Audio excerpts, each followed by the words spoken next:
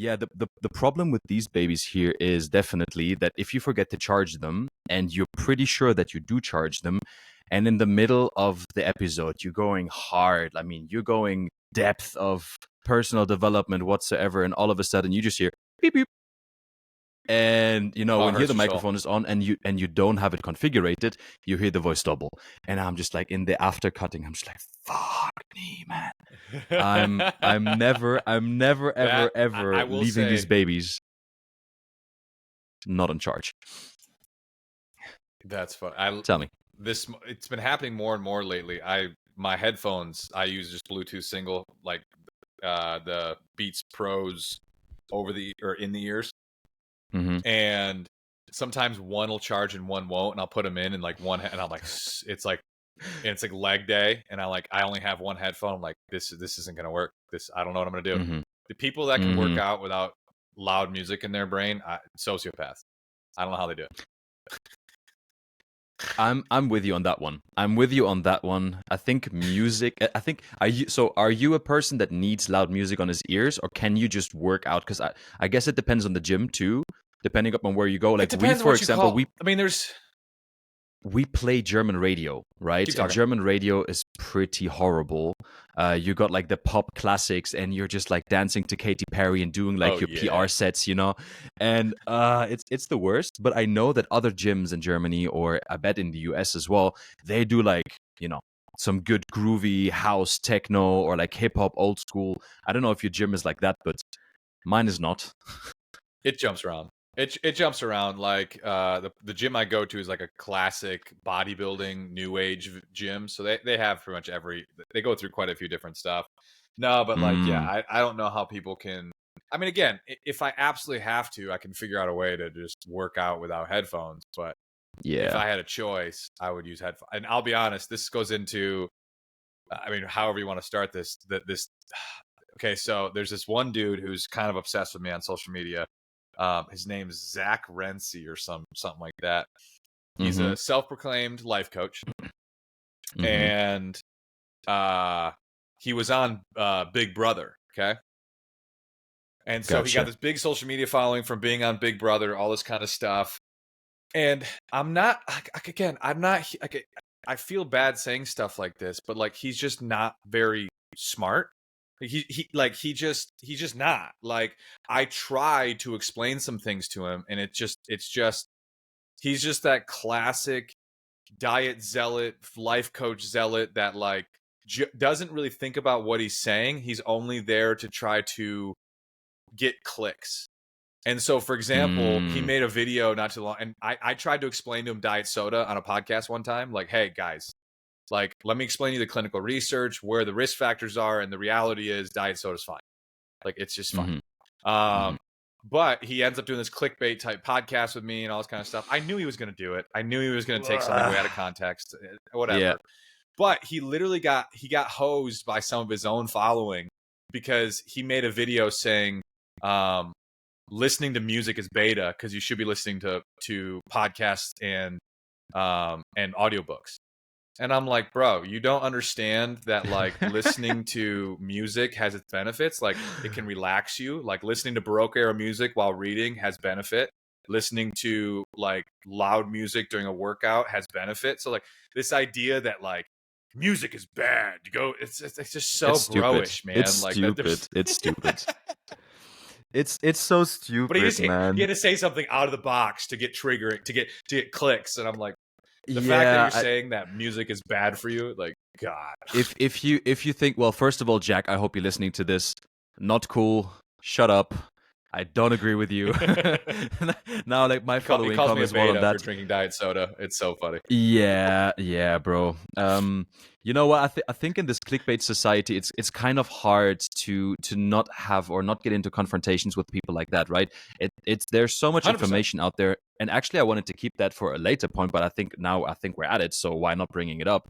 I think the problem in nowadays society is definitely that everyone wants to become known or in their field. If they are a self-proclaimed nutritionist, diets, personal trainer, health, life coach, whatsoever, and how nowadays in that oversaturated market do you get the chance to get clicks? Well, you have to, first of all, bring up topics that are controversial and where you put it taking a stance on the other side, right? Or you just got to invent things to make it your own method, your own thing, even though it's just like, 100%. well, A, B, Z have said that. I just take everything, I put my own twist to it, and I call it my own method, right? And that's kind of like Yep. the idea behind that entire clickbait society nowadays. I because I believe you're someone who's very, very into the fitness and to the health industry. I think it's super hard as well nowadays to find your own diet, right? Um, Yep. Me myself, I've been struggling for years now. I've been struggling for years finding the right balance for my body because I went from being vegan for a year, then going over to vegetarian for 6 years, then going over to pescatarian, then eating a little bit of meat, then going over like last year I did 6 month only carnivore, or actually 4 month only carnivore, Okay. right? And that entire, for me, it's just a thing of like, if other people talk about it and I haven't done it myself, who am I to judge? Who am I to say anything apart from saying, well, I'm going to give it a try and see how my body reacts. And Yep. but it's so hard because everyone is like, no, this is bad, or no, that is bad, veganism is bad, meat is bad. Nowadays you're like, what? So what the fuck am I supposed to eat? Just air, water? And even Yep. water is not good anymore. So what? Let's move to Guatemala, to the forest, and drink only mountain water from a spring, and I don't know, just air and mushrooms. I guess the old way, right? So No, someone's gonna how say the it's fuck do bad you for you manage too. nowadays? Probably, yeah. No, Probably, hundred yeah. That. percent. So how do you deal with that? What's So your take on this that? is actually super funny to me. Oh, it's 100% real. And like actually, so I'm really good friends with. Okay, I would say we're transitioning from acquaintances to friends. Okay. And like just being honest. So do you know who Lane Norton is? Yeah. So Lane is in my documentary. We've been building a friendship for a few years now. Cool. And he made a comment to me that like he said it on multiple podcasts and like different like channels and stuff like that. And it's a super important point. Mm-hmm. How do you tell the difference between grifters, zealots, and nutritional like experts? Mm-hmm. And the reality is, this is the hard one to hear, is your professionals rarely make ultimate statements. Carbs are Mm-hmm. bad. Processed food is Mm-hmm. bad. This binary, harsh, staunch stance. And it's the true professionals talk about risk factors. They talk about Mm-hmm. confounding variables. Professionals that really know their craft often talk in nuance. They only talk in nuance, going like, Mm-hmm. okay, well, yeah, like if you're overdoing this, and this, that's a big issue. But like as long as you're not doing this, and this, you're okay. And Mm-hmm. the reality is, you can tell grifters, zealots versus true nutritional experts or experts in any field because they often speak in probability and they almost sound like they're unsure of themselves compared to these people that come off as just like, this is the way, vegan is the way, carnivore is the way, this Very like German. if you Very eat German. yeah, it's Nine just nine nine. if they, I'm just like exactly as soon as you hit this hard, like it's so funny to me because I've been in these battles with carnivores lately. And it's funny because I'm a 70% meat-based diet. Like I Mm-hmm. really am. Like because of my goals and my protein consumption and bodybuilding and so on and so forth, I tend to eat towards the meat-based diet. Mm-hmm. Do I still prioritize fiber? Absolutely. Do Mm-hmm. I understand still about calories and so on and so forth? So I got to make sure I'm not over consuming fat and just 100%. some of the limitations of red meat. Yeah, I obviously do because I'm not I'm not crazy and I'm here about objective clinical evidence and being honest with the reality.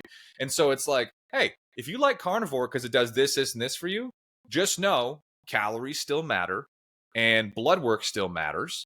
Flip side Mm-hmm. of the coin, like these Mm-hmm. vegans that like all these documentaries that have been coming out with like that are pro vegan, they just say nonsense. Like, what the health when they say eating an egg is equivalent to smoking 2 cigarettes? It's such bullshit. Like, it's just not true at all. Yeah. But for the sake Yeah. of pushing an agenda, they just like I truly just care about finding the truth and not being right. I don't care Facts. about being right. I care about finding the truth. Facts. Just give me the Facts. truth. I think the what? problem. Yeah. I think a massive problem there is, and I think we've witnessed that in different times as well. And it happens all the time. That typical thing where it says experts say, or studies have shown, or professionals said. A large peer group found out that, these vague terms to the uneducated, it sounds like, oh well, there must be real doctors behind that know their stuff, right? But it's like, I'm always at this Yep. point, I'm like, well, show me which clinical trials, which university said Show me the what. study. I'd love to read it. Show me the study. I'd love to read it myself, because if you're just interpreting one line out of, I don't know, 50 pages, you're only seeing like one side of the coin. And I'm fully with you on that. It's a big problem. It's a big problem because everyone wants to be right nowadays. It's not about like looking at the flip side of the coin and actually understanding, well, okay, I'm living a meat-based diet and I feel good, and you are living a 70% meat-based diet with a lot of fiber and taking care of calories, and you still feel good. Both of our blood works are fine, so there must be something right, or at least something good, positive about your side as well. And I think that's taking another stance, taking a different perspective upon the nutrition and health nowadays. We need more talks like that. We need people to actually say, well, I claim this, so prove it. Like, show what you have found, show the studies, let people discover for themselves what you have understood, and then maybe the acceptance comes. Then maybe the awareness comes of like, well, yes, meat is bad, ... in circumstances, but if you take alternative, meat from ground-fed beef, from biological farmers, you really ground raised in a sense of like that is it's a peaceful cow that had a good life, quote unquote, right? There's a huge difference in that meat quality, massively. And I think that gap nowadays is the big issue why a lot of people are not moving at all. Because if you want to change and if you want to, lose some weight, you want to get into that whole change aspect of your life, you're not feeling confident with your body and you want to do something, well, you open YouTube, you open Google, and what do you type in? How do I lose body fat? How do I lose weight? And all of a sudden you get 10 Google pages. Each page is a different article contradicting the one before, and you're like, all right, so 100%. I just got back to eating fast food because I have no other choice, So, and but that's yeah, man. What's so frustrating. Yeah. Keep going. No, sorry, I was done. Continue. That's what's so fascinating about this whole situation. Like, I always have to come from a perspective of hierarchy of importance. Like, you have, like, there's a hierarchy of importance. Like, when we go into this world of nutrition in particular, number one, it's calories. Like, it is. Like, there's no way around it. You can eat the most grass-fed, grass-finished, organic. It comes from your farm. But if you're eating 7,000 calories a day and you're over-consuming the amount of energy your body needs, you will gain fat and slowly you'll become unhealthy. Period. End of discussion. Yeah. Like that. There's no way around. Now, like, but flip side of the coin. Let's go to step 2. It's not just about calories. Like, next most important thing is macronutrients, protein, carbs, and fats. And of that, the most important thing is protein, by far. Having a good protein goal per day, like, I don't care if you're vegetarian, vegan, carnivore, it doesn't matter. The protein is by far the most essential macronutrient. And if you don't hit a certain amount per day, it does have a wasting mentality or wasting situation in the body. Yeah. So we got to do that. And then this is where the carnivores are right. The second most essential macronutrient is fats. You need a fundamental amount of fat in your diet for hormonal regulation, so on and so forth. But what they're naively taken is like, you don't need 150 to 200 grams of fat to do the hormonal regulation. Like, there is a base level you need, but it's not that. And then carbs are not bad for you. They're just the least essential. They're just like, that's the whole thing. And then after that, then we talk about food quality. Like, once we have calories set, we have macros set, then we talk about food quality, because vitamins, minerals, fiber, all this stuff matters. It doesn't matter as much as calories. It doesn't matter as much as protein and macronutrients, but it does matter. And then finally, we can talk about like meal timing and meal frequency. But like, people who go, intermittent fasting is the way. Okay, you're intermittent fasting. You condense this food window. Okay, are you still eating an extra large pizza with 3 cups of ranch, a large Mountain Dew, and a chocolate lava cake? Or are you like, what is in this eating window? Like, I understand we can talk about some of the different data out there on intermittent fasting. The calories still have to be in a deficit. I'm sorry, like, condense that food window all you want. If you're still eating an extra large pizza with 3 cups of ranch, I'm sorry, like, there's nothing you can do about it. Plus, I And so think if you even don't even talk about that, then, yeah, and I think even then, if you have a condensed time window and you're still eating more actually than you should, and you're eating still shit, that might be even detrimental it for your doesn't matter. body. It doesn't matter, but Exactly. it might be even worse than eating over a normal time window. 100%. And that's the whole thing to me, is like, you always have to go back to the fundamentals and bring someone through the checkpoints. Hmm. And that's what happens with diet zealots, is someone happened to use one specific methodology that fixed their one issue, and they think they somehow magically figured science out. And Hmm. oftentimes it's the same thing with carnivore. All these Hmm. people that go carnivore, like, they built a calorie deficit because they cut out all carbs, they prioritize protein, and guess what? From those two things, the majority of health benefits get better. And there is going to be some clinical evidence behind autoimmune stuff. Like, all these autoimmune issues, people with GI issues and autoimmune skin, whatever, when you have an elimination diet, autoimmune Hmm. stuff is fascinating because we don't understand it yet. But it's like, it's going to come down to this idea that for some reason, blueberries, there's a chemical compound in a blueberry that for your body just thinks it's like an enemy, and so the Hmm. body's immune system ramps up for no other reason than, oh my gosh, this one chemical in this blueberry is freaking me out, I don't like it. And Wow. so the heightened immune system leads to all these issues. The problem is everyone's different, and there's no way to know what it is until you do an elimination diet. And so all these people are seeing autoimmune benefits and all this kind of stuff through carnivore, because whatever the chemical compound that happens to be unique to their body, that their body's fighting against, which is creating collateral damage, is Hmm. creating a better outcome on a carnivore diet. But again, Hmm. it's not the carnivore that's doing it. It's the elimination diet 100%. that happens to stop. Like, that's the whole thing. You gotta understand context. And most people just 100%. don't. 100%. I got a story. I got a Yeah. story on the counter there. One of my best friends, actually my best friend had a similar problem last year. He has been for 7 years strict vegan. He looks at Okay. everything that he eats. He only buys certain products that don't contain like even a slight bit of there might be some animal product in it, right? Really strict, Okay. great, What's his great diet. motivation? Um, to be Is honest it with the you, animal? Is it because? Yeah, I'm just intrigued. Is it because he doesn't like the idea of harming animals, or is it because he thinks that something about animal products harms him? it's very hard to say. I would Okay. say it's Just more. wondering. It was more the latter. It was more the latter. So that Okay. something in animal products would harm him, because back in the days when we were in contact still more with the entire network marketing, um, a lot Mm-hmm. of conscious or a lot of like information has been passed down or has been passed through certain structures where all of a sudden you're like, right, meat is bad. That has happened to us at least, Yep. like from our mentors. Meat is bad. Stop eating meat. You get into it. You have like, what the bleep do we know? You have Game Changers, right? You have all of these documentaries coming out like bam, bam, bam, bam, bam, and all of a sudden everyone goes vegan, including me and Yep. my best friend Luke. And the thing with him is that he has been now for 7 years, or he was for 7 years vegan until Mm-hmm. all of a sudden in October, I think 2022, he started getting stomach cramps. Like stomach and intestine like really started bloating and started like hurting and really cramping up to the point where he went to multiple doctors. He went, I think, to 6, 7 doctors that all told him something else.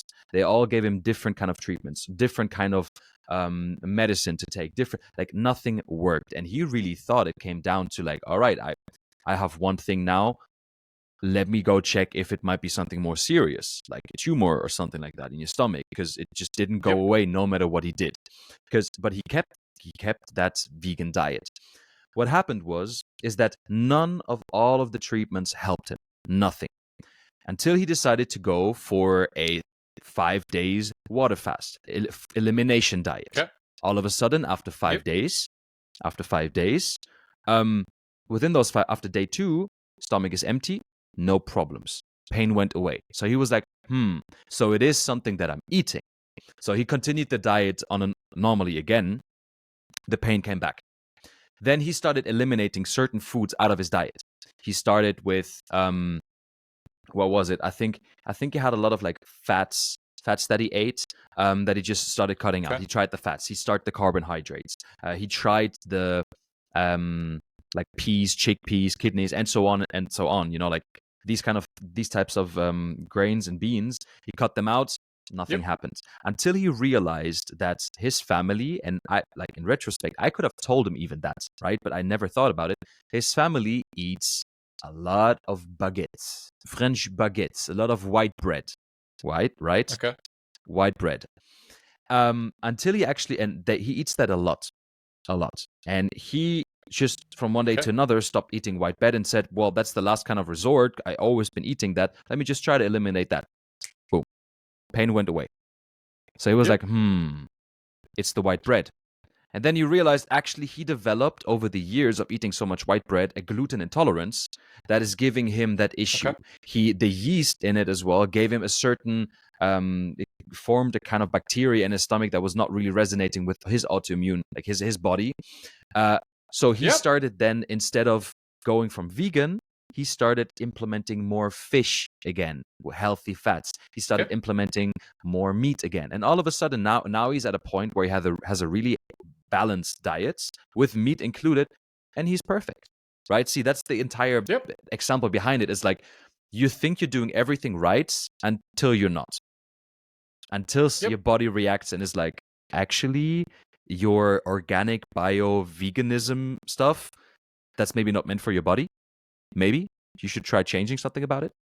So yeah. Yep. Well, that's the whole thing. Is it's like, again, people create these zealot mentalities. It's like, it's so funny because when I challenge some of these people out there, my whole point is not to say don't be vegan, don't be carnivore, don't, like, that's not the point. The point is, all right, for whatever reason, your GI system, immune system doesn't like this, which is totally fine. That's observable. I'm not going to gaslight you and say it's not true, obviously. But be very careful in going, everyone needs to get rid of white bread and white carbs because I have an issue. Like, that's an issue. Like, you're telling 8 billion people that they need to stop doing this because you have an issue with it. That's a major issue. Like, that doesn't, it's like people, I have this conversation with Luke one time, Hessler. I was like, I promise you, man, gluten doesn't affect me at all. Like, nothing. Like, I can eat as much as I want. I've never had an issue. My GI's fine. Like, but and I'm not here to say to Luke, I'm like, Luke, if it affects you, 100% cut it out. No questions. But just be very careful in telling 8 billion people they need to cut out gluten because you have an intolerance. Like, 100%. That's a very bold claim. If you better back it up with some clinical evidence, if you're going to say 8 billion people need to stop doing said thing. It's like carbs. You can be like these carnivores, they go, it's like carnivores, they go, we were designed to only eat meat and butter. And I'm like, not true, because the greatest out of every single diet out there, name brand diet, by far the one that has the most clinical evidence of superiority, Mediterranean diet. By far. Like, by far, the clinical evidence suggests that Mediterranean diet, which is, number one, 60% carbohydrate, it's a lot of fruits and vegetables. It's not like a lot of simple carbs, but there's some. And there's meat in it. There's fish in it. They still eat red beef. They still do not as much as some other people would say, but they still do it. So, like, when you say these carnivores go, our bodies weren't designed for carbs, then explain to me Mediterranean. And the vegans, I can do the same thing with vegans. Vegans are like, our body wasn't designed to eat meat. Then explain Mediterranean. Like, they eat fish, they eat meat. Again, it's not huge consumptions, but they do eat it. So don't tell me that you're not supposed to. And then ultimately, it's very simple. The meat issue, it's saturated fat. That's the issue. Big times. And again, it doesn't mean you have to cut out saturated fat, but it's something you have to look at because it's like I think you know this. My dad's a cardiologist. He's a heart doctor, and it's like it's not it's not cholesterol like everyone is worried about. Blah blah blah. It comes down to saturated fat, and the massive overconsumption of saturated fat is which is what elevates LDL cholesterol, and that massive LDL elevation is what causes atherosclerosis.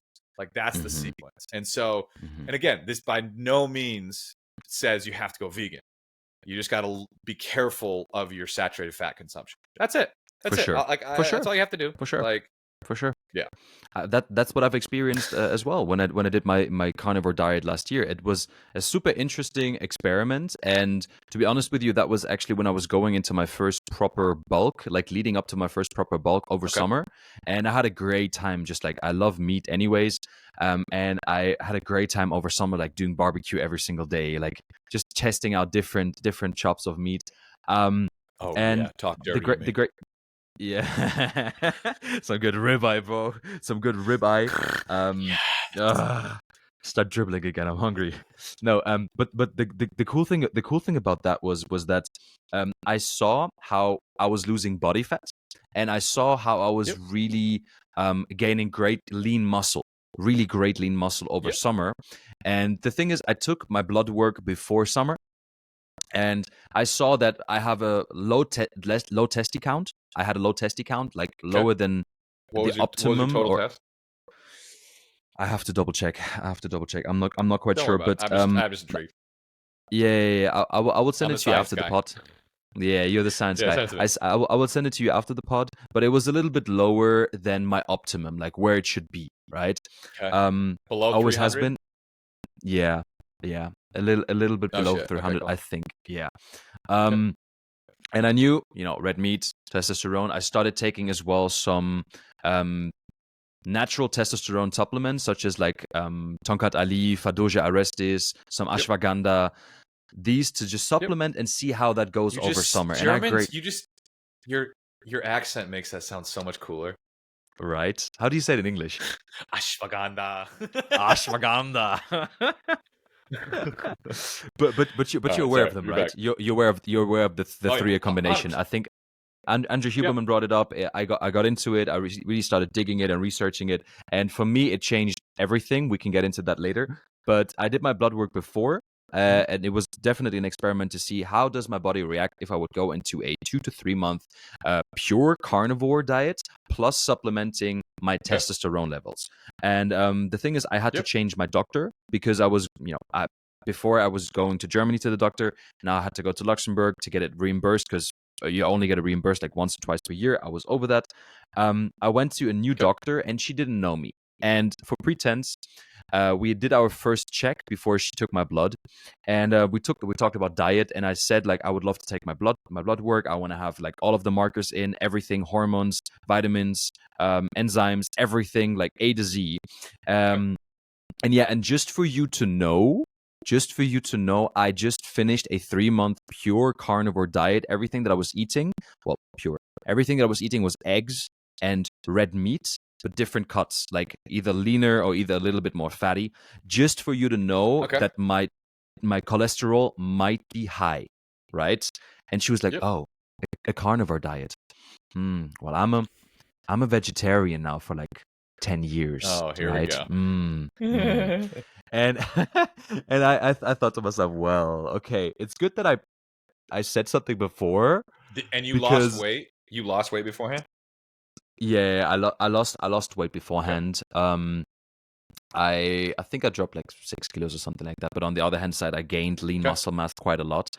Anyways, and I do my blood work, and I was already in my head like, okay, well, I told her, I said explicitly, I did a carnivore diet. There might be the chance that my markers are pretty high up on LDL and HDL, just for you to know, so you don't freak out. And she was like, okay, let's do the blood work. Bro, so funny. I get a call 2 weeks in. I get my blood work 3-4 days later. I'm gonna guess it was low. No, actually, after the carnivore diet, it was peak. Like with the supplements that I took, it was really, really good. Yeah, it was really good. It was a really high over the optimum, over the optimum a bit, really well because I Okay. felt amazing because my everything just nutrition wise was perfect at that state. But I get a call 3-4 days after I've seen the results myself from the secretary of my doctor, and the woman on the phone went because I have to give pretense because she offered me Yep. due to some back pain, some antibiotics and some painkillers and like pharmaceutical stuff, like chemical stuff, right? And I said Okay. right away, I'm not going to take that. Sorry, I'm only into homeopathic stuff or natural. I'm not going to take any chemical pharmaceuticals whatsoever, right? She was like, "Oh, you're one of Okay. those." And I was like, "God damn it!" So I get a call. And then I can say the same thing about her being plant based. Like it's like Yeah, you're one yeah, of yeah. those. You And like again, three it's days this later, ego of everybody. It's like okay. 3 days later, I get a phone call by her secretary, and her secretary is like, "Mr. Altenhofen, I have Mrs. I'm not going to say her name, Mrs. X just checked your Yep. blood work, and oh my God, you have to change something right now in your diet. You're at risk of like heart attack at a very young age. If you don't Cardiovascular change your," disease. she said, "if you don't change your diets right now, it's not going to end well." And I was just like, Hmm. "Well, it was a pleasure meeting you. Thank you very much for brightening up my day. Thank you for nothing.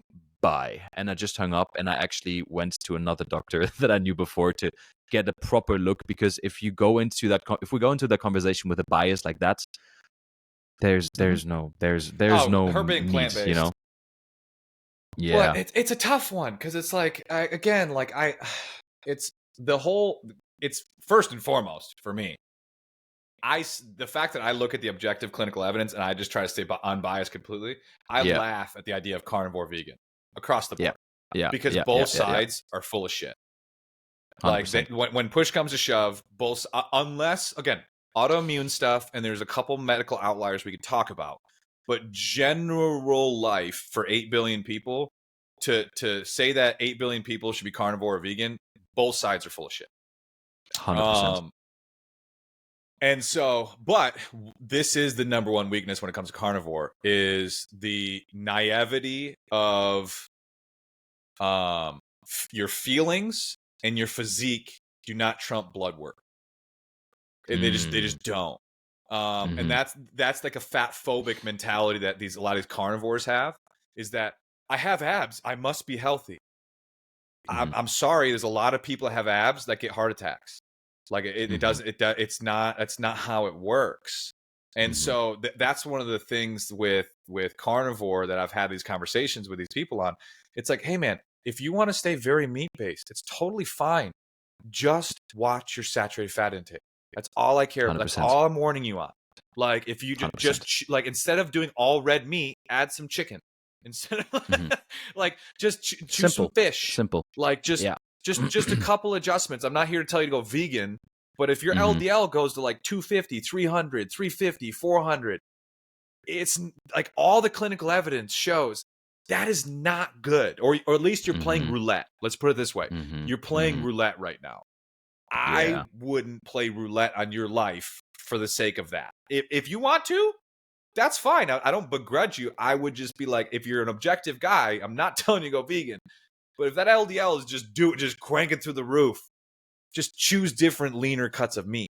Like Yeah, that's always my definitely, thing. It's like, definitely. yeah, So it's to quickly but end there the immediately story, people go, yeah, go. to just quickly end the story, to bring it to an end, I did actually then go to my old doctor to let him check the blood work, and he said, well, based upon the information that you gave me, it makes sense that your LDL and HDL is a little bit elevated because you've been eating very saturated like meat, right? You had a lot of ribeye, right? Yep. It makes sense that it goes up, but all of your other markers are perfect or perfect, Mm-hmm. close to optimum, and you're Yeah, one healthy triglycerides and feller. everything else. Exactly. Everything that is balancing that out is at a really optimum. So no worries, man. You're good, right? Just Yep. don't keep like don't go beyond that. I think my LDL was like Yep. at 176 or something like that, and it spiked maybe at to 190 or something like that. It's a little bit elevated, yes, but it's It's a little okay. elevated, but it's not. It's Yeah. okay. Yeah, it's It's it's okay. yeah. And now I did it again. Back it's back down at like 128, something like that. And even though I have Oh, still a very 128, you're fine. Yeah, very balanced diet now. But my man, David, what I You wanted want to to hear get something funny in, though? tell me, Real quick on blood work, and this is where the tell me. vegans will lose their damn mind. I'm a 70% meat based diet. Like when push Hmm. comes to shove, it tends to be. I do 91.9 ground beef. I tend to use top sirloin instead of ribeye. I use a lot more chicken and fish. My cholesterol, my LDL, last time I had it done, 69, which is Wow. ridiculous. That's low normal. And Hmm. but I have a lot of fiber as well. And so Hmm. in my diet. And so like it's super funny to me when these vegans go, eating meat does blank blank blank. No, it doesn't. It's just not true. Like Yeah. and it's like Yeah. it's super funny. But I mean I'm Bro, low but that, normal. Like but again, yeah, yeah, it's super funny. interesting. But bro, like one thing that I wanted to say before, you look buff. My man, you've been putting on I just you've finished a bulk. We're sheesh. doing pretty My well. man. How much I'm you put on the competing in weight another right now? bodybuilding show this fall. That's incredible. How much are you putting on the So weight right now? I did. So I just did I competed in what's called Summer Shreds, which was a transformational division of bodybuilding, or extreme weight loss last Mm-hmm. fall, and I Mm-hmm. got down to 209, 208. I was probably around 12% body fat ish. And then I Okay. spent about 14 months doing an intentional bulk, and I went from 208, 209 to 242 in about 13 to 14 months. 242. And I Okay. just peaked out my bulk in January at about 242, and I just started to cut now. I'm down to 229, and I put on some solid mass in the last couple of years, really being an intentional into bodybuilding. And then I'm competing again this fall, where I'm actually transitioning from so Solid. kilograms. Solid. Pounds. So Yeah, yeah, 109. I just had to check. yeah.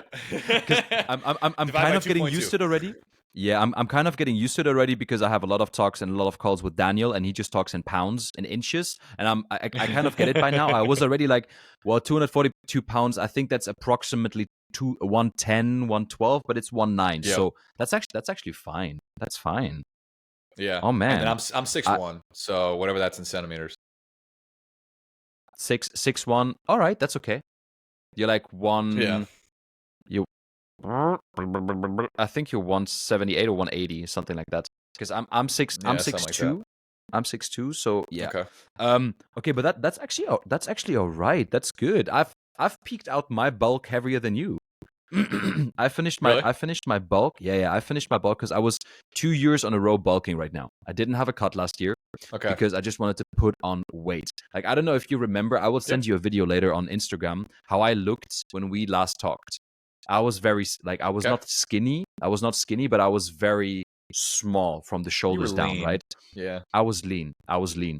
Um Back when we talked then, I was at 87 kilos. Well, because you're plant based.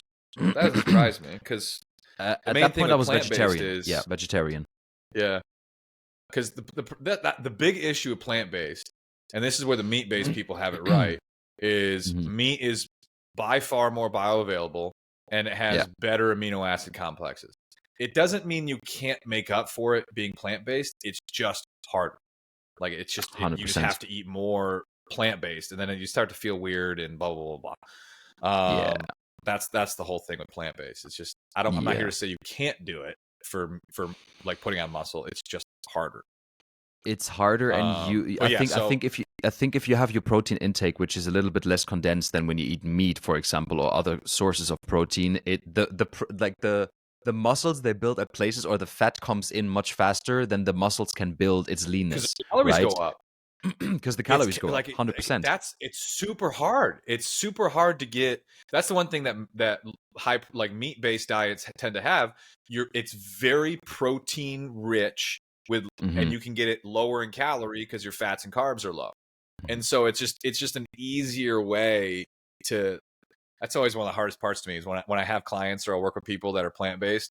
I'm like, all right, we're gonna have to get fancy to hit a protein goal while we'll still try to hit a calorie goal. Like we're gonna have to get fancy. Like when push comes to shove, it ends up being protein shakes. I'm like, I don't like doing that.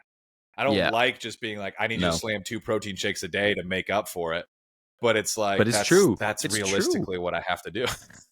Yeah, I and I that the think whole I point think is, I'm not like, if you want to be low, if you want to do plant based, that's fine. But here's your weaknesses. Like this is what we're gonna have to work with. one big reason for me why I stopped being so plant based and why I stopped being vegetarian at first. And please hear me out, people, because I have been for 6.5 years or 7 years vegetarian.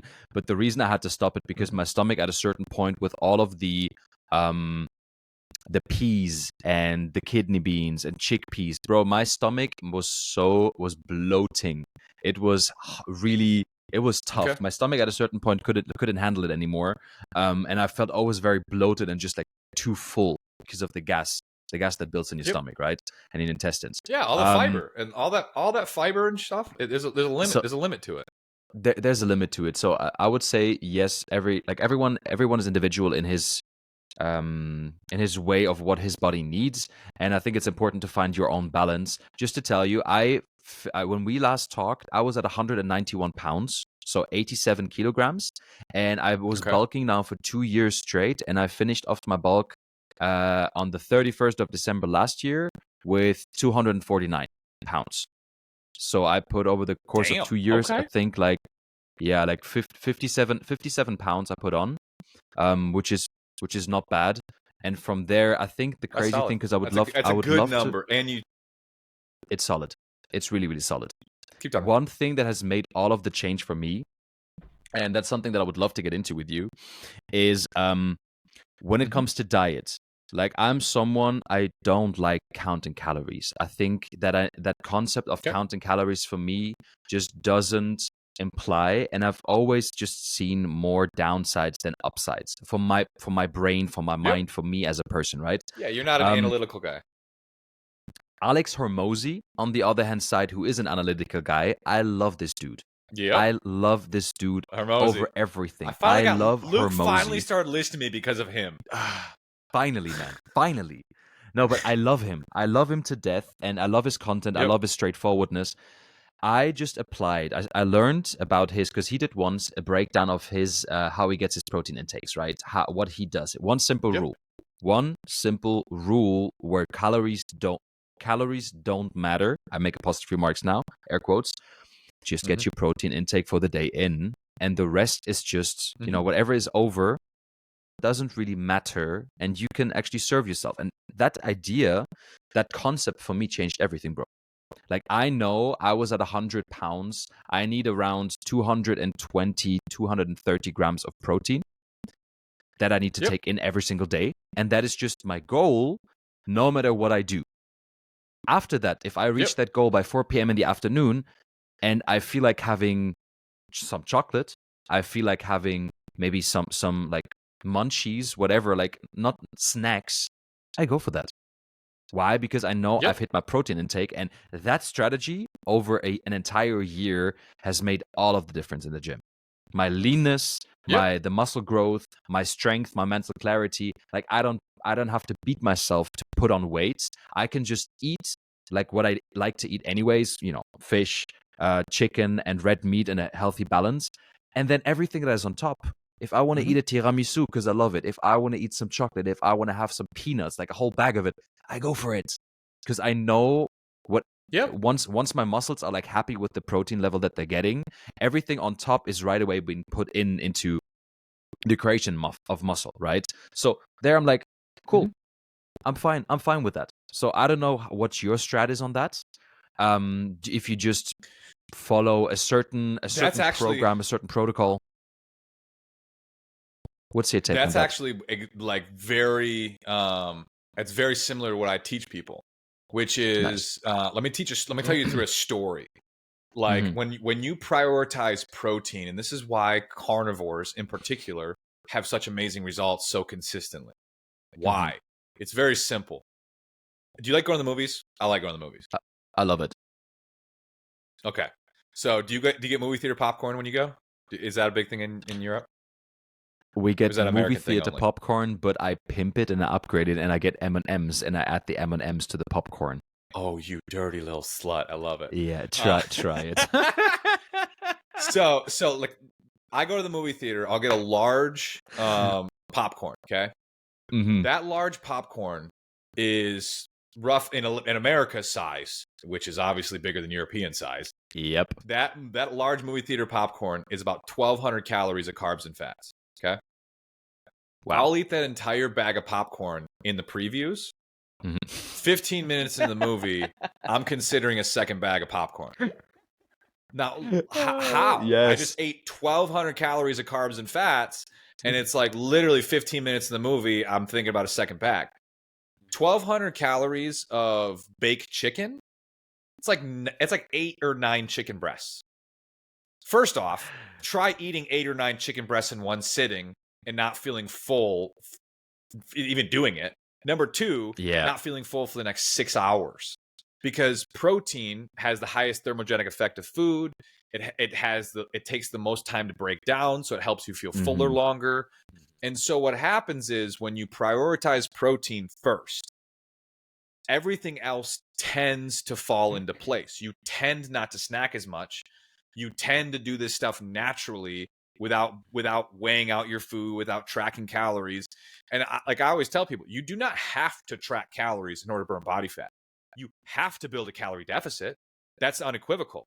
Like, and I don't care if you're doing keto, paleo, carnivore, vegan, intermittent fasting, it doesn't matter. You have to build an energy balance deficit. Are all three macronutrients the same? No, protein's the most important, then healthy fats, then carbs. Carbs are not bad for you. They don't stop fat loss. They just are the least essential, and they don't fill you up the same way that proteins and some fat does.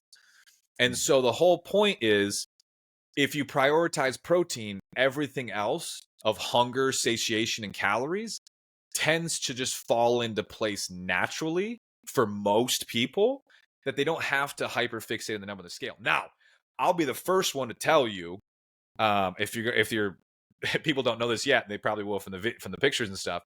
I weighed over 400 pounds, 210 kilograms by the time I was 18 years old. And the reality is, when you're that size, there is a genetic component. It's not what people think. It's not that you have a broken metabolism. It's not that my metabolism was slower than everyone else's. I get hungrier and stay hungrier longer than everybody else. And I promise you, I can eat a 16-ounce ribeye with a large baked potato, and I could do it again 25 minutes later and do it. I can just eat. Like, there's just my hunger cues, my hunger hormones, all this kind of stuff. That's the genetic component where I can just overeat. If I tried to just eat intuitively all the time, I could still overeat my calories. I eat Yeah, for sure. 240 to 280 grams of protein a day like it's nothing. I can eat over 300 grams of protein a day like it's nothing. And the whole point to me is, so for me, and for a lot of people that have obesity in their family history, and especially when it comes down to hunger, Yeah. if prioritizing protein and doing these strategies isn't enough to control your calories, that's where, for example, I'm a huge advocate of macro tracking and pulling out the scale and doing that kind of stuff, because that's the truth. You may think you're eating 2,600 calories, you're eating 3,500. And like, that's Yeah. the whole point. By weighing out your food and tracking your calories, at least it breaks down the mysticism of weight loss and weight gain. People think it's primarily hormones, in the sense of, like, again, when I say hormones, like, we can talk about ghrelin and these couple different hunger hormones. We can talk about that, but from like when people blame insulin, it's not true. When people blame cortisol, it's not true. Like, we've done the human control trials. Those types of hormones are not playing a primary role in fat loss and fat gain. They play a role in hunger. And again, but Yeah. that has to do with, again, eating too many calories or eating not enough calories. That's the difference. And so you got to be very intentional with the words and the meanings you give things. When people say your elevated cortisol levels makes you hold on to fat, not true. Like, we've done the human control trials, we've done that. It didn't change things. Elevated cortisol levels makes people more hungry, and then they tend to overeat. Okay, that's fine. Let's have that conversation. But don't tell me lowering your cortisol levels in and of itself without calorie restriction makes you lose weight, body fat. It's not true. And so like it's like that having those kind of conversations is super important. Go back to your point. That's why I'm a huge advocate for most people. Just hitting a protein goal, everything else tends to fall into place. When you're hitting 180, 200, 210 grams of protein a day, you don't snack as much. You don't munch as much because you feel so full from the protein consumption. Your body, you can your still battery's full. overconsume into a calorie surplus. Yeah, sure. But it just helps. It just helps. Sure. It's the same thing with vegetarian, vegan. Like that's the hard part there. How is then the the positioning, like when you get your plate and you have, proteins, carbs, and fats on them, and maybe some sugar. Yep. What do you eat first? What do you eat last? That exact order. Always eat your protein first. Eat your protein goal first, then eat your healthy fat, and then you go into your carbs. And then in the perfect world, you want your carb source to be fibrous. Like eat more whole, like again, there's nothing wrong with white rice and rice and all this kind of stuff. But if hunger is an issue for you, using more fruits and vegetables and not so many simple carbohydrates can help you with that gap again. This idea of the fear mongering, spiking insulin levels, all this kind of stuff, it's nonsense. You're fine. But again, it ultimately, the primary mover and shaker when it comes to people's body compositions is hunger. Hunger is the driver. And so we can talk about the influences of that. That's fine.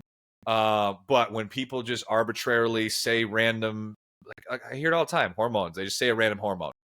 Like, and they go, see? And I'm like, not true. Sorry. Like, I remember talking about this with a couple carnivores. They're like, if you have elevated blood sugar and insulin, you can't lose weight. Is that true? Let's find out. It's crazy enough. There are actually good scientists out there that create good controlled studies where they'll take type 2 diabetics, half the with caloric intake and protein intake controlled. They're eating the same amount of protein. They're eating the same amount of total calories. Let's find out if carbs and the insulin, blood sugar because of it affect fat loss. So they've done clinical studies comparing low carb to low fat with protein and calories equated. Was there a difference? No difference. Probably not. Yeah. So when people hyperfixate on these, like it's just not like you're creating a gremlin that just doesn't exist. Is it great to control blood sugar if you're a type 2 diabetic? Absolutely. Like there's no question. 100%. But when people just say that are not type 2 diabetics, like, hey, you got to lower your insulin levels, man. You can't lose weight if you have high insulin. We've done it with type 2 diabetics, let alone friggin' like non-type 2 diabetics. It's just not true. It's just super easy to say it that way, right? It's just super easy to throw it in to have something in the conversation, but it's definitely not the way that we should approach it. And I think you can definitely sing a song so about terrified. Yeah, of course. I mean, maybe it is a certain way of fear mongering because in the back end they have a certain course that they want to sell, or they've only been listening to one person who's been preaching carnivorism, and everything that he says makes so much sense that now he's like the Holy Grail. He's like the Jesus of that world, right? And I think I deal with it all the time. I think we're cycling back again to the question in the very, very beginning is that it's so hard nowadays to know what is right and what is wrong. You just got to know that nothing is linear and there's always multiple ways and multiple choices because human life is so individual. It's so unique and everyone is different. Everyone is different. So you can't just say, well, because it happens to 1, 2, 3 people, it is like this for most people or for everyone.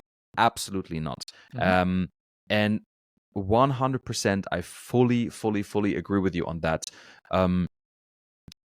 One thing that you mentioned before, and I think the reason why I didn't bring it up, because I think you're someone as well who is quite, he knows a thing or two about losing weight, about cutting weight, because I didn't mention it in the beginning because I know that we know each other now for quite a while, and we had already years back a podcast where we talked about it, and I didn't want to make this like, David, I bring you on because this is your story, right? Because I know I've been watching and I've been checking your reels over the last weeks, and there's just so much behind you. You're so knowledgeable in the stuff that you're doing, and it's awesome to have this type of conversation without them, like the audience, actually knowing the crazy transformational journey that you've been through.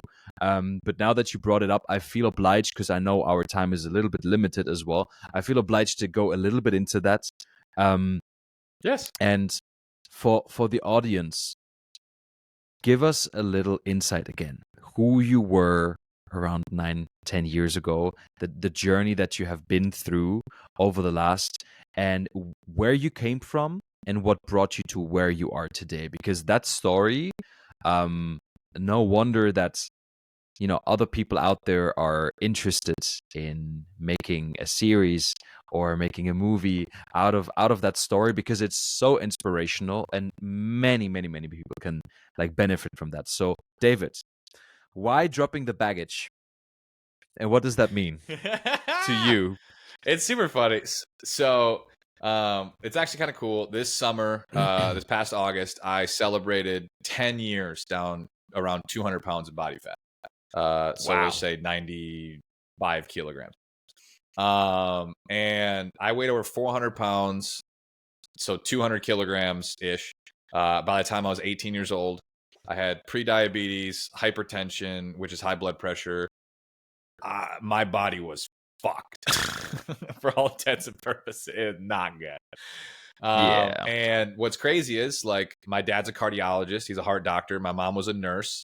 I grew up in a amazing family. Like, this is always an important thing to talk about, because contrary to popular belief, we also live in this day and age where everyone thinks that if someone's in a bad situation, there was some trauma that happened.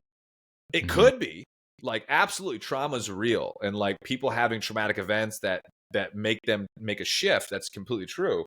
But not everyone that is in a bad situation is there because of some traumatic event that caused it to happen. Me, everything about my family upbringing would suggest I should have been amazing. Like, I grew up in a 7,000 square foot house with an indoor basketball court and a full gym in my house. I had two parents that loved me dearly. I had pretty much unlimited financial resources. Everything that said I got the golden spoon, the golden goose. God bless me more than most. And yet, by the time I was 18 years old, 400 plus pounds, pre-diabetic, I almost ended my life twice. And the most important part about that is no one knew. Like, my family didn't know, my friends didn't know, because for all intents and purposes, I just was, super fat, but I was the star of the bowling team. I was a very good golfer. I had more friends than most.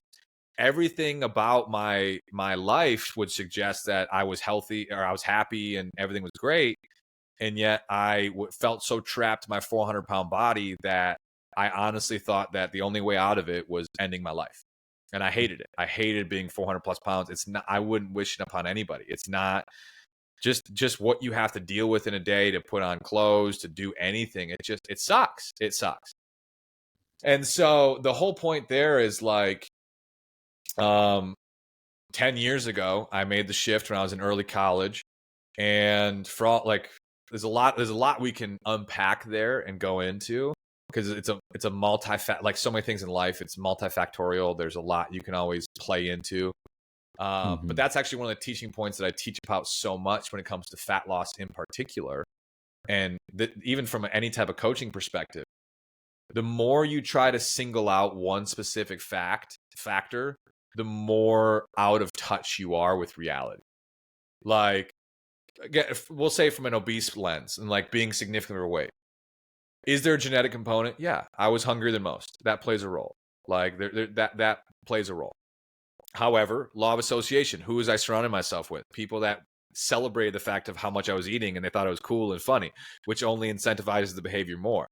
You can go into the socioeconomic side of things, and how much money do you have, and what resources that brings you to. We can talk about the cultural differences between different groups where they celebrate size versus don't. And like all of these facts that you have to your relationship with food and how do you treat food? Is food is primarily a fuel source to you, or is fuel a mentality of celebration, of anxiety, of frustration? Do you use food to cope with stress? All of these things have to come into play with helping someone lose hundreds of pounds. Like I've been coaching people for years. I've helped a lot of people lose over 100 pounds. And I can tell you, yes, there are fundamentals. Everyone's there for different reasons. And there are different nuances that have to be adjusted with people more than just calories and protein. Like don't kid yourself. People use food to cope with stress. Don't kid yourself. People have to deal with family traumas and they may have to go through therapy and do X, Y, and Z.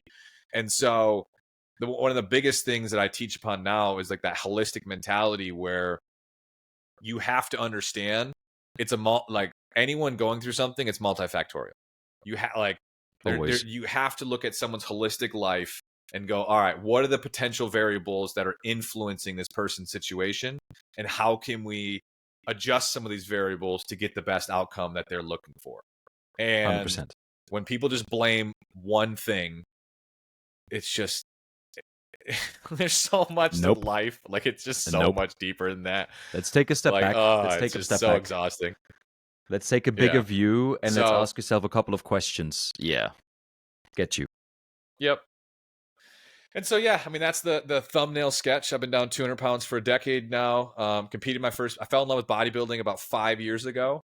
And 6 years ago, after my 2 excess skin removal surgeries, I've competed in 2 shows now. I'm about to be doing my 3rd this fall. Yeah. And here we are. Mr. David Roden. Amazing. I'm looking forward to the day when I make it over to the other side of the pond and we actually hit a proper American gym together. I'm looking to make a northern pond run next year, just so you know. A northern pond run? How is that? I'm looking to hit like a Luxembourg, Germany, stuff like that, like either next summer or the following summer.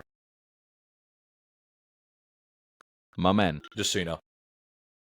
Just so I know. Just randomly mentioning it just on the sideline, you know. Well, you know who to contact. My dad and I have been talking about doing a Germany and stuff run. That's why. Well, first of all, you know who to talk to or who to contact when you're making your way over here. I'm going to give you a little layout of where you should go. If you're like historically interested, I'm going to put you some names down. I'm going to give you a private tour around Luxembourg if you ever make it over here, and a private tour through my gym. 100%. Which obviously we're going to use together. Let's go. But I will return it. I would love to visit you guys again because I've seen Daniel. I've actually met Daniel again in December. He came to Switzerland to his grandparents, and that's where we finally got to meet again after like four years. Like pre-COVID, it was the last time where I saw any of you guys, like Daniel, for example, as well. And I said, next time it's my turn, and I want to come over there and I want to do a little state-to-state trip. You know, just checking out different places. Yeah, like seeing you again, seeing Mr. Hessler again. Don't come to Michigan Daniel. unless it's like July. It's too cold. Is it that bad? Is it that bad right now? I mean, it's not terrible, but it's, I'll be honest, like Michigan in the summertime with Lake Michigan, there's nothing like it. Like, actually, so I coach high school bowling, and just I do it for fun. And we actually have 2 foreign exchange students on the team. One's from France, one's from Sweden. And the girl from Sweden, we were talking, and she got to see Lake Michigan in the summertime. And like, to me, it's like when you're on the beach of Lake Michigan and you're on, it's sand, it's crystal sand. You like, you're in, it's like being in Florida or anywhere else, like the beaches, and you look right and all you see is water and sand. You look left and all you see is water and sand for hundreds of miles, and you look forward into the lake and all you see is water. It's a freshwater ocean. It's gorgeous.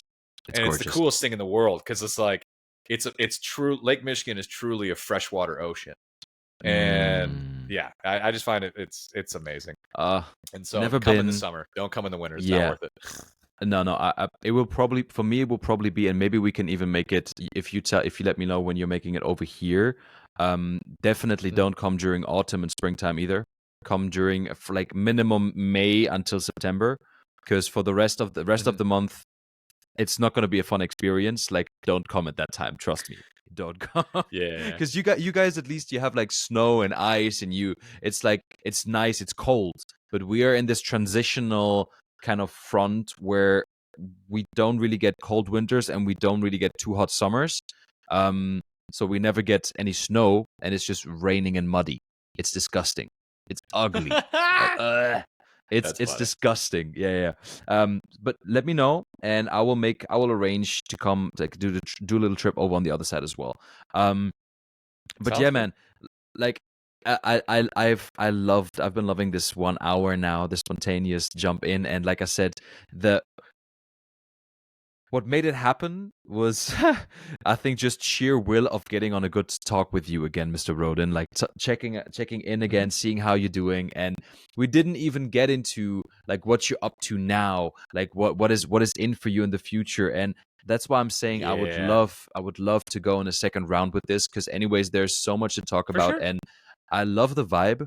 I love the vibe that you're spreading, and I love the knowledge, and I think your way of thinking is resonates quite well with mine because it's not like too much in the bushes, but it's rather like, all right, let's sit down, let's have an honest, like an open conversation, let's put some facts on the table, and let's discuss the facts. Very rational and fact based, which I really, really and highly appreciate.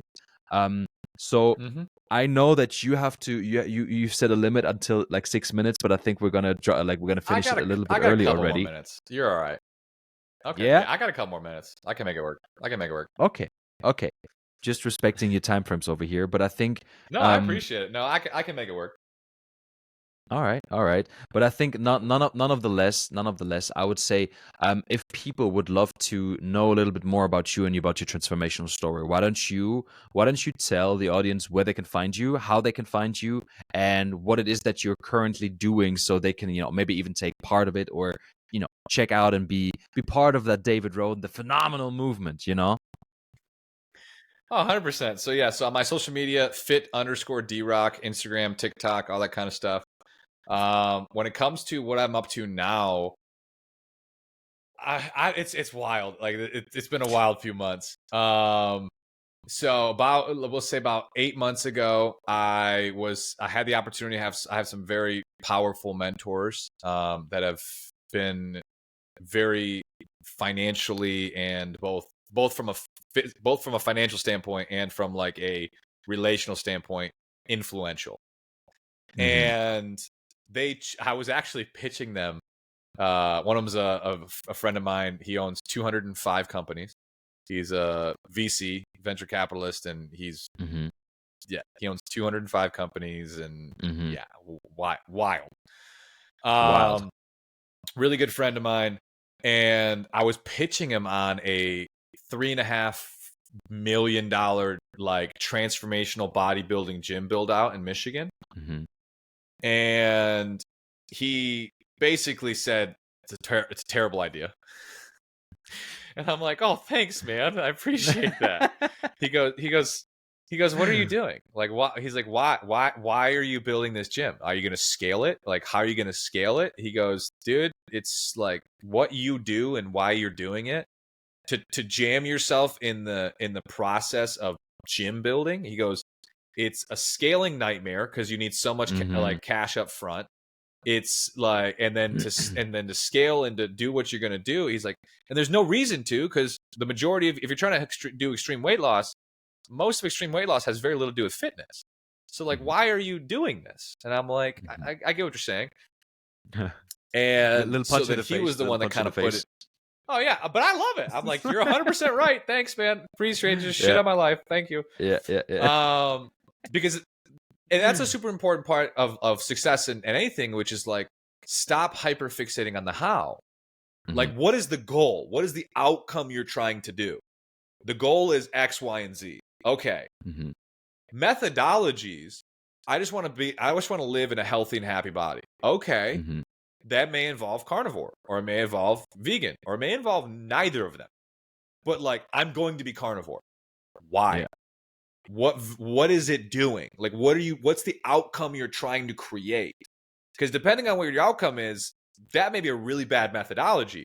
But what most people do is they hyperfixate on methodology and not the actual outcome. Like, what is the outcome you're looking for? The how will adjust based upon what you're trying to do. And so that's something that we all have to learn so much on. We get so caught up in methodology, we get so caught up in the how, 100%. and it's like, if you don't know where you're going, it's irrelevant. And so for me, it's like extreme weight loss, helping people live healthy and happy lives. Yeah, looking back on it, doing gym just actually is a terrible idea because it's one method, like it's one piece. Like, yeah, I get it. But he kind of really challenged me in going, how about create a movement? And he's like, okay. And I was like, okay, I get what you're saying. He goes, I know you don't like these documentaries that you've been seeing, like What the Health and all this kind of stuff, because they're so biased. And like, it's so frustrating to me because like in my moral compass, I just want authentic like, for example, if someone comes to me with some information that goes against my preconceived bias, first thing, okay, do you have clinical evidence? I'll read it. If you have clinical evidence to say what you're going to say, let me go read it. And if it's sound and the methodology is good and it shows their control, I'd be like, okay, cool, you're 100%. Like, it just actually happened with this woman when I tell people meal timing and meal frequency don't matter. Yeah. And then this woman who's an endocrinologist goes, well, that's not necessarily true. And they showed how when you eat large amounts of calories right before bed, how it affects blank, blank, and blank. And you really should be careful with how much. And then I said, thank you. My next question would be, what's the caloric consumption before bed that would create this cascade effect? Is it because in this clinical study, it was 35% of total calories was right before bed. Okay. So if I have like a 50 calorie snack before bed, does it have the same cascading effect of blank, blank, and blank or not? I don't know, but I'd be very intrigued to know that. So like, I know, don't have a ribeye steak right before bed. That makes sense. Makes sense. But like, where is this kind of stuff? And so like, if you come with objective data that I can work with, I'll change, I'll move. Sure. And so, but most of these documentaries, they're full of shit. Like, they just say outlandish things that are objectively not true. And like, I just don't know how people can morally do it, but people do. And so he challenged me to make a documentary on the truth behind extreme weight loss. And I was like, great. And so it's called the Anti-Diet Diet Club.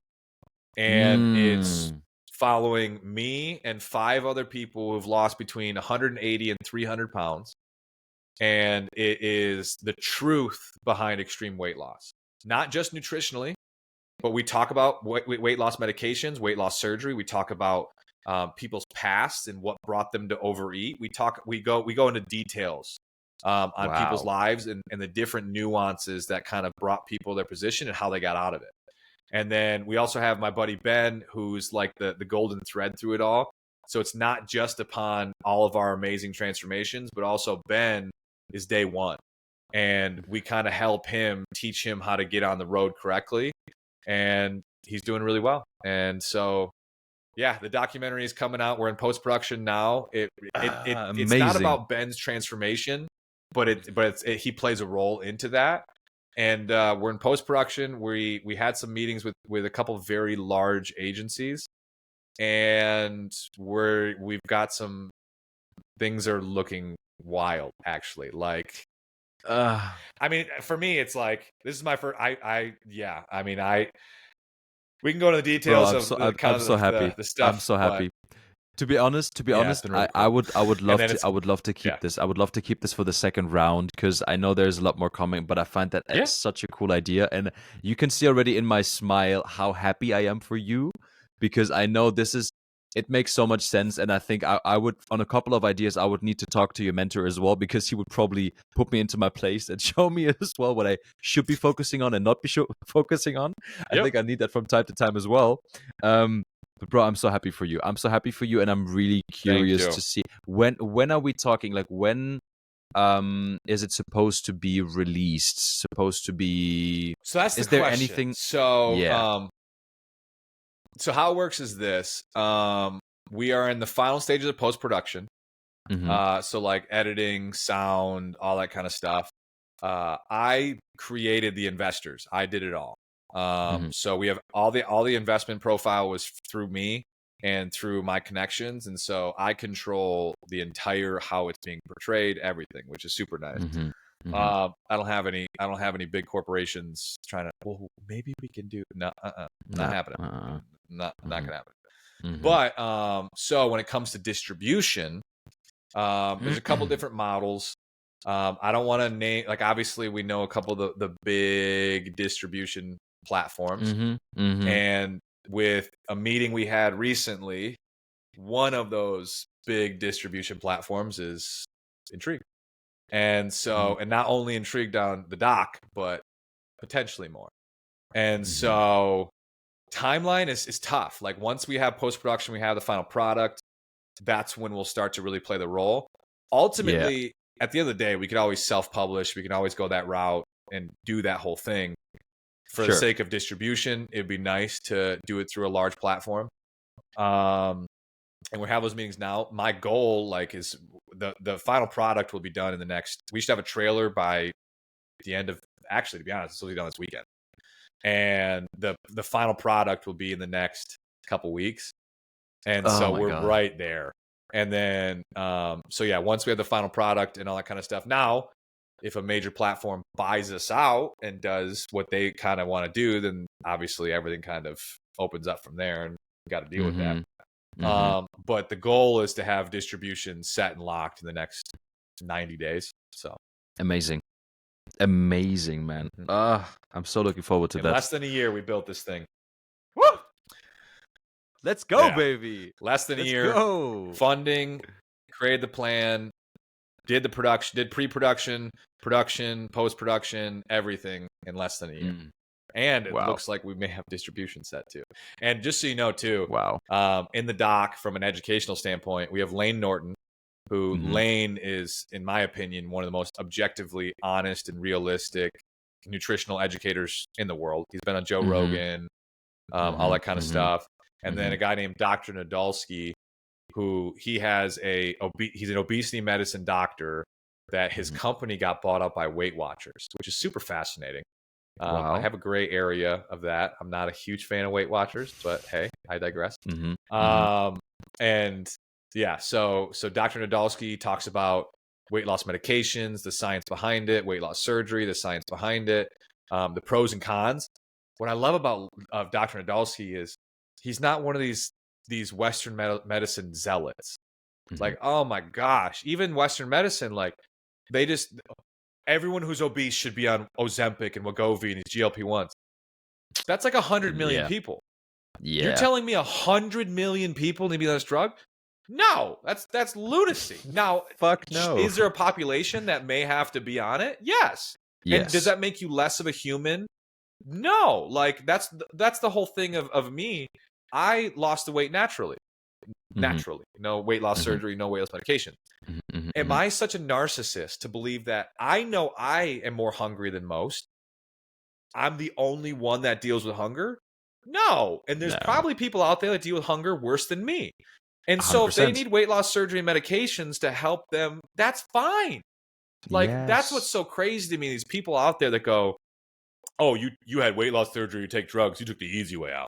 It's like, that's such a narcissistic statement. Like, you have no idea what these people are going through. Yeah. It drives me nuts. And like, that's why I wanted to make this documentary, is like, let's talk about all of it. Let's talk about and that's what Nadolsky talks about. Like, he talks about, hey, you can take these drugs all you want. If you're eating like an asshole and you sit on your ass all day, guess what? It's not going to work that well. Sorry. Nope. But if you change your lifestyle, you change your nutrition, you prioritize protein, you build a better relationship with food, and you take these drugs, it will really work. Good. Yeah. And so that's the whole, and like, it drives me nuts, but it's funny. I poke at everybody. Western medicine, Eastern medicine. I poke at everybody. But I think it's good to poke, because only if you poke, you will truly understand all sides, and you're actually someone who has a right to say and to speak up in conversations, because you've been there, you've experienced, and you've made your own experience of it, right? No, 100% with you. And this sounds like This sounds like an amazing. I'm super curious to see, and I'm super. I mean, you've mentioned a name already The before. Anti-Diet Diet Club. The anti-diet diet club. That is so good. That is so good, man. I'm excited for you. I'm super happy for you, and I'm really looking forward to the launch of that because I'm definitely gonna check it out. We will talk again about it afterwards because I will probably then, you know, write some things down and be like, "Yo, David, explain that again." I will dissect a little bit. I will dissect a little bit your documentary. No, but bro, Mhm. I really appreciate you. I appreciate the time you've been taking out of your busy day, and I'm happy that we made it again. We finally made it, 100%. even though of like small miscommunication on time zones. But Time zones is crazy. It's a time wild thing. zones is crazy. I've explained to David before. It's hard because I'm sitting here in Europe with Central European time. I have friends on the East Coast. I have friends on the West Coast, and then I have friends somewhere in between in America, right? And it kind of switches from either 6 hours to 9 hours to 7 hours.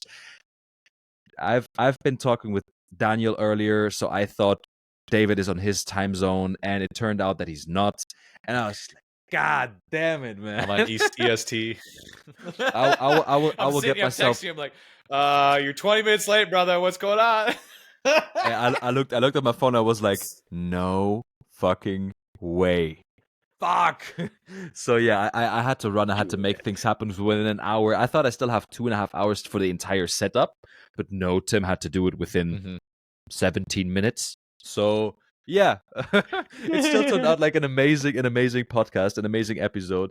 My brother, I love you. I appreciate you from the bottom of my heart. And Love you with this too. being said, let's see you in round two. And for all of you listening out there, if you haven't yet, make sure to check out David. Let's check out David on his incredible journey, and stay tuned through his social media because I guess you're going to announce whenever your documentary is launching. Make sure to follow him. Make Correct. sure to check him We out. have an Instagram. So the Uh, Anti-Diet Diet Club doc. check There's an check Instagram. out So check out the anti-diet diet club, Doug, and stay awake, like stay away of for that name popping out soon. David, my man, it was a great pleasure. Thank you for tuning in, and to you all, see you in the next one. My man.